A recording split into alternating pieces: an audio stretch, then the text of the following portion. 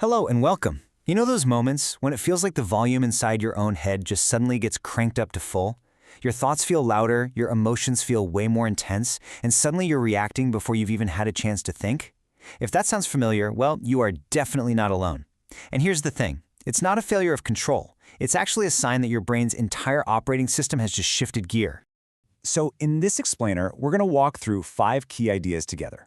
We'll start with what happens when our capacity changes. Then we'll explore the brain's predictive nature. After that, we'll look at a framework for understanding our internal states, learn how to shift from reaction to response, and finally, discover how to adjust that internal volume.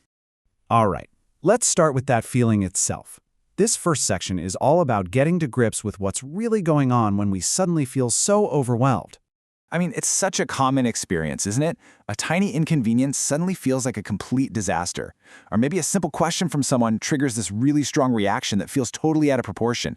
You might find yourself jumping to the worst conclusions, feeling like absolutely everything is happening at once.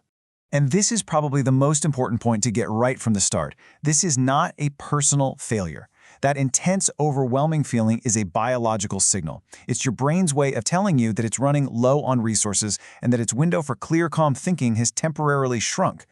So the big question is, why does our brain even do this? Well, to understand that, we need to dive into its most fundamental job, which is what our second section is all about. Its amazing and sometimes, let's say, problematic, predictive nature. You see, your brain isn't just a passive organ that sits back and reacts to the world. No, it's an active prediction machine. It is constantly using all of your past experiences to make its best guess about what's happening right now and what's about to happen next. It actually builds your emotions and feelings based on these predictions, often long before all the facts are in. Now, here's where it gets really interesting. When your system is carrying a heavy accumulative load, and that's just the buildup of everyday stress, tiredness, or worry, it defaults to a shortcut. To save precious energy, its predictions get faster and much, much simpler. Your brain literally starts to prioritize speed over accuracy, basically choosing a good enough story over the full, correct one. And this idea of the brain shifting its priorities brings us to a really helpful way to visualize these different processing states. This is where we can see the whole system in action using a simple framework. A great way to picture these states is with a traffic light.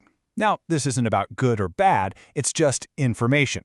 Green, orange, and red are simply telling us how much capacity our nervous system has available in any given moment. Okay, so in the green state, you've got sufficient capacity. You can think clearly, you can consider different points of view, and you can respond with intention. As you shift into orange, your capacity narrows, emotions start to blend together, thoughts can become repetitive, almost stuck on a loop, and it just takes more effort to stay regulated. And then in the red state, capacity is minimal. Here, your brain's priority is pure survival. It defaults to speed, efficiency, and protection above everything else. And this is exactly what happens as we move into those orange and red states.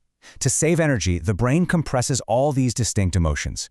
So frustration, worry, disappointment, instead of being processed one by one, they get bundled together into one single, powerful signal, overwhelmed. So knowing all this is one thing, but what can we actually do about it? This brings us to a really important pivot, moving from just understanding the problem to exploring a practical solution for getting that clarity back. First off, it is so important to reframe this experience. What we so often label as overreacting isn't a sign of weakness at all. It's your brain's protective mechanism kicking into high gear, doing its absolute best to keep you safe while its resources are stretched thin. Just understanding that can really help reduce that self-judgment. And the most powerful tool you have to shift out of this state, it's the pause.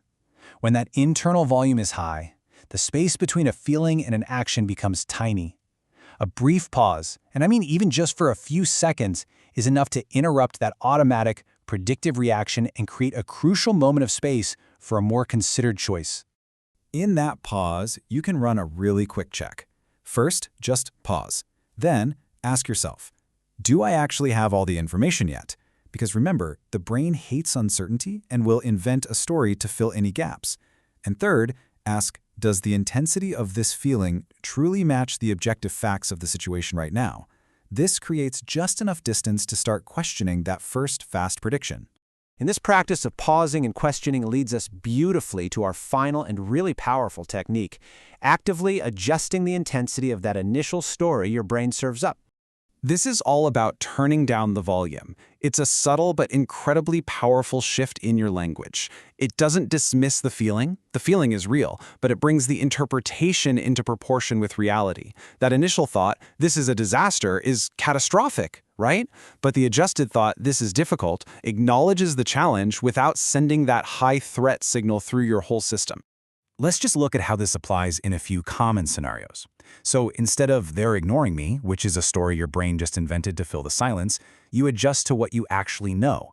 "I don't have a response yet." Instead of "I can't cope," you state the objective reality of your system. "I'm at capacity right now." Each one of these shifts lowers the threat level. And the outcome of this whole process? Well, you begin to untangle that compressed knot of emotion.